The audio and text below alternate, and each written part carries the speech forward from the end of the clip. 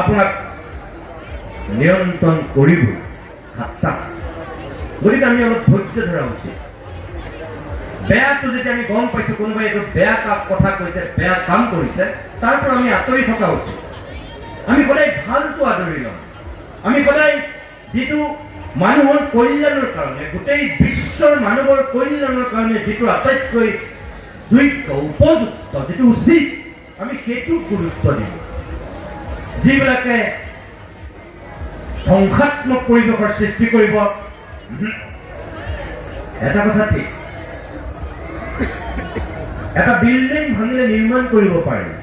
এখন ব্ৰিজ, নতুনকৈ নিৰ্মাণ কৰা ব্ৰিজখন যদি ক'ৰবাত ভাগি যায়, আমি সেইখন পুনৰ নিৰ্মাণ কৰিব পাৰোঁ।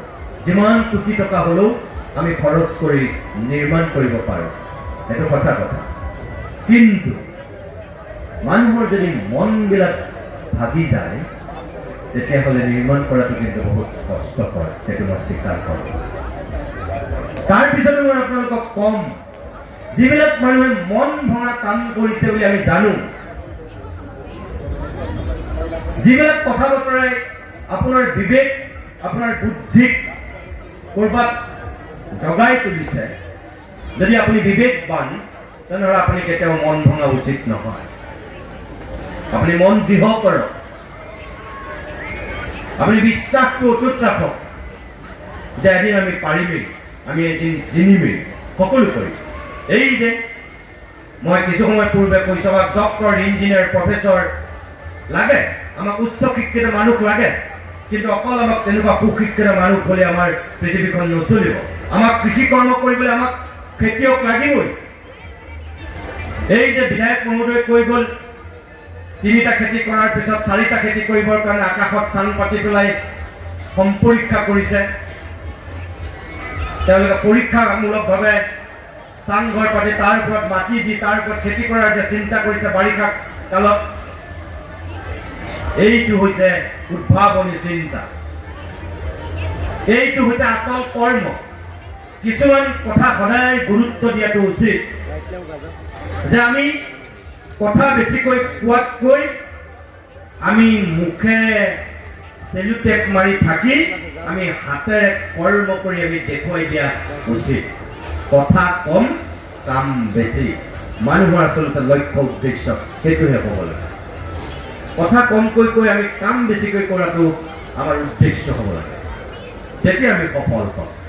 এই আপোনালোকৰ কয়াকুছি কোৰিয়া, এই বাঁহ বেতৰ হস্তশিল্পৰ বাণিজ্য মেলাৰ লগত জড়িত হোৱা প্ৰত্যেকগৰাকী ব্যক্তিৰ প্ৰতি মোৰ সেইটো এটা আহ্বান যে আপোনালোকে এই কয়াকুছিতে সীমাবদ্ধ নাৰাখি এই বাণিজ্য মেলাখনৰ প্ৰসাৰ আৰু প্ৰচাৰৰ পৰ্যায়টো এনেকুৱা এটালৈ লৈ যাওক যে ইয়াৰ সুবাস বিয়পি পৰক অসমৰ বিভিন্ন জিলালৈ। এদিন হয়তো ইয়াৰ চাপ মানে বাণিজ্য মেলা, যিবোৰ উপ বাণিজ্য মেলা অসমৰ বিভিন্ন প্ৰান্তত অনুষ্ঠিত হওক, আৰু এদিন অসমত নহয়, ভাৰতৰ বিভিন্ন প্ৰান্তলৈ এই বাণিজ্য মেলাৰ প্ৰসাৰ ঘটক। এটা সময়ত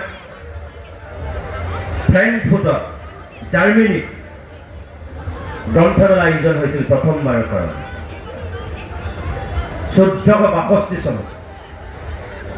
1918 চনত আমাৰ ভাৰতবৰ্ষত প্ৰথম গ্ৰন্থমেলা অনুষ্ঠিত হৈছিল, কিন্তু তাৰপিছত এইখন অসমত 1984 চনত প্ৰথমবাৰৰ কাৰণে জৰ্জ খেলপথাৰত গ্ৰন্থমেলাৰ আয়োজন কৰা হৈছিল। আৰু আজি 1984 চনত গুৱাহাটীৰ জৰ্জ খেলপথাৰত আৰম্ভ হোৱা সেই গ্ৰন্থমেলা আজি অসমৰ বিভিন্ন প্ৰান্তত অনুষ্ঠিত হয়। অৰ্থাৎ জাৰ্মানীত আৰম্ভ হোৱা সেই বুক ফেয়াৰ আহি পেলাই এদিন ভাৰতবৰ্ষত প্ৰৱেশ কৰিছিল, আৰু ভাৰতবৰ্ষত কেলকাতাত প্ৰথমবাৰৰ কাৰণে অনুষ্ঠিত হৈছিল সেই গ্ৰন্থমেলা। আজি ভাৰতবৰ্ষৰ বিভিন্ন প্ৰান্তত গ্ৰন্থমেলা অনুষ্ঠিত হয়। একেদৰে আমাৰ অসমত 1984 চনত প্ৰৱেশ কৰা সেই গ্ৰন্থমেলাই আজি অসমৰ বিভিন্ন প্ৰান্তত গ্ৰন্থমেলাৰ এটা পৰিৱেশ সূচনা কৰিলে। এই মুহূৰ্তটো আপোনালোকৰ ইয়াত যেনেকৈ হস্ত আৰু বাণিজ্য মেলা অনুষ্ঠিত হৈ আছে, ডিব্ৰুগড় চহৰত আজি তেনেকৈ এই মুহূৰ্তটো গ্ৰন্থমেলা অনুষ্ঠিত হৈ আছে।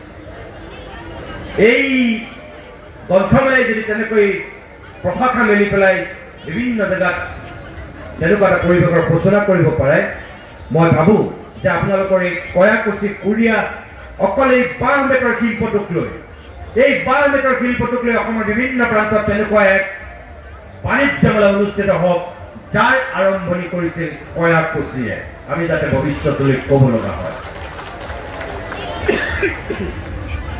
এই কয়াকুছি বাণিজ্য মেলাৰ প্ৰসাৰ গতি ধেমাজি পাওক, ডিব্ৰুগড় পাওক, কাৰণ এই শিল্পটোৱে স্বীকৃতি পাওক। যেতিয়া এই শিল্পটোৱে স্বীকৃতি পাব, তেতিয়া এই শিল্পীসকলেও গম নোপোৱাকৈ স্বীকৃতি পাব, উৎসাহ পাব, প্ৰেৰণা পাব আৰু আমাৰ অৰ্থনীতিটোক মজবুত কৰাত অৱদান আগবঢ়াব। মই আশা কৰিছোঁ আপোনালোকৰ লক্ষ্য উদ্দেশ্য সাৰ্থক হওক আৰু আহি থকা দিনত আৰু অধিক আপোনালোক সফল হ'ব। এই জুবিন গাৰ্গ সমন্বয় ক্ষেত্ৰ কুৰিহাৰ কয়াকুছিৰ এই বাণিজ্য মেলাৰ সফল পৰিসমাপ্তি ঘটাৰ আশা কৰি শেষত মই এটা কথা ক'ম। ইয়াত দেখিছোঁ মই বাদ্যযন্ত্ৰ ঠিক কৰি আছে, অকে চাউণ্ড ছিষ্টেম, হয়তো চাগে ইয়াত এতিয়া কালচাৰেল অনুষ্ঠান আছে। যোৱাৰ আগত মোৰ আপোনালোকৰ প্ৰতি অনুৰোধ এইটোৱে যে আপোনালোকে মনোৰঞ্জন কৰক, সংগীতানুষ্ঠান আপোনালোকে ইয়াত চাওক, সংগীতানুষ্ঠান পৰিৱেশন কৰক, কিন্তু অসমৰ বিভিন্ন জেগাত সংগীতানুষ্ঠানৰ নামত এনেকুৱা কিছুমান অসভ্যালী কাম কাজ হৈ আছে, দৰ্শকেও এনেকুৱা কিছুমান অসভ্যালী পৰিৱেশৰ সূচনা কৰি আছে।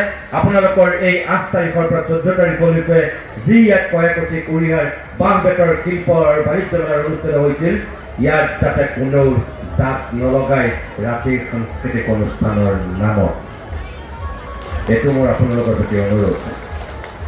কাৰণ ইমানখিনি কষ্ট কৰি এই মীনাক্ষী বেগমহঁতে ইমানখিনি ত্যাগ কৰি পেলাই এই অনুষ্ঠানটো আয়োজন কৰাৰ পিছত সফল সমাপ্তি তেখেতসকলে আশা কৰাৰ মুহূৰ্তত যদি এটা মাত্ৰ ভুল কৰি দিয়ে, সেই ভুলটোৱে গোটেই এই বাণিজ্য মেলাখনক অসমৰ সমাজ জীৱনত ধূলিত ছাট কৰি দিবলৈ বৰ বেছি সময় নালাগিব।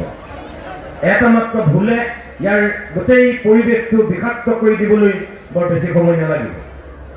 সেইকাৰণে শেষত মোৰ আপোনালোকৰ প্ৰতি অনুৰোধ, যিসকলে ইয়াত সংগীত পৰিৱেশন কৰিব বা বেলেগ ধৰণৰ অনুষ্ঠান পৰিৱেশন কৰিব, তেওঁলোকে যাতে ৰুচিশীলভাৱে ক'তো কোনো ধৰণৰ অবাঞ্ছিত বিতৰ্কৰ সূত্ৰপাত নঘটোৱা ধৰণৰ সংগীতানুষ্ঠান পৰিৱেশন কৰি এই অনুষ্ঠানটোৰ সফল সমাপ্তি কৰিব বুলি আশা কৰি মই মোৰ বক্তব্য ইমানতে সামৰি মাৰিছোঁ আৰু মোক ইয়ালৈ আমন্ত্ৰণ কৰাৰ কাৰণে উদ্যোক্তাসকলক মই পুনৰবাৰ ধন্যবাদ আৰু কৃতজ্ঞতা জ্ঞাপন কৰিছোঁ।